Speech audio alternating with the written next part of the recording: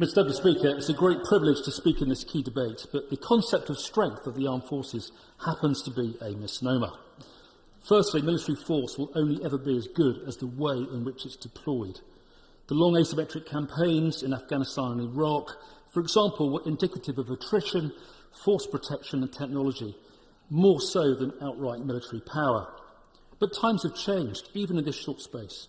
And as the Integrated Review has made clear, we are now fighting in an era of persistent engagement against multiple threats on multiple fronts and in new domains.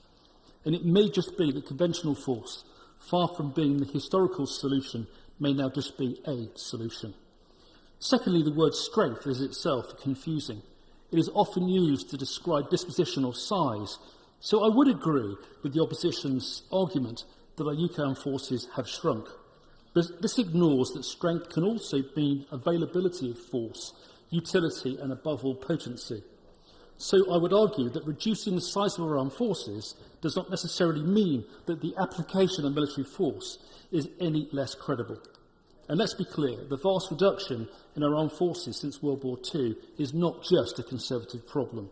It is something for which successive governments on both sides of the House must take responsibility.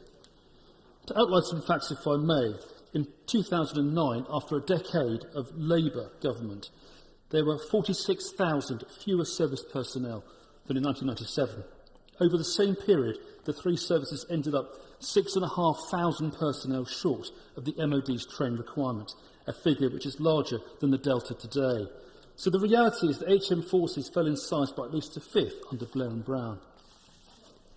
But before I'm accused of being blindly partisan, let's not forget that the Conservatives did something similar in 2010. I spent a miserable 2 years myself in Andover doing my bit to cut the size of the army from 102,000 to 82,000. And there were sweeping cuts too to the RAF and Navy. Will the Honourable Gentleman give way? Please do. Thank you very much. I'm so sorry to intervene, but I remember in 2010 we cut the Royal Electrical Mechanical Engineers hugely and said we'll do it by civilian personnel. Then in 2015 we cut those civilian personnel. Who's going to keep all these highly technical things going if we haven't got the people? Thank you. I couldn't agree more with my right honourable friend. As a corps man myself, it is imperative that we retain these specialist capabilities so that we can prosecute force using the logistic and engineering support that we need. A decade later, there is no doubt that the government is serious about investing in defence in a way that has not been seen for years. The massive £24 billion boost over the next 4 years brings the total to over £188 billion before 2025. So this is about military power and strength, particularly in the prosecution of force at range, and where the risk of becoming embroiled in another attritional campaign on land can be mitigated, and where striking at the heart of enemy command and control is so important. But I am concerned about the 72,000 figure for the regular army. Every unit has its challenges with undermanning, the training margin, wider commitments and absence from work due to sickness, compassionate leave or maternity.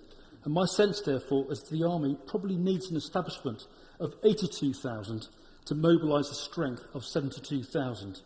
I'm also not convinced that the army can generate a deployable division with these numbers, and I would urge the Minister to do his estimate. However, this is the only note of real caution for me, and I welcome the publication of the Integrated Review, an excellent bit of work. To conclude, the dilemma for me and for all of us in this place is whether our focus on coalition operations, high dependence on technology and the perceived peace dividends since World War II justify the risks of even smaller armed forces. But none of us can predict the future, not even politicians, and only time will tell as to whether this is again a bridge too far. Thank you.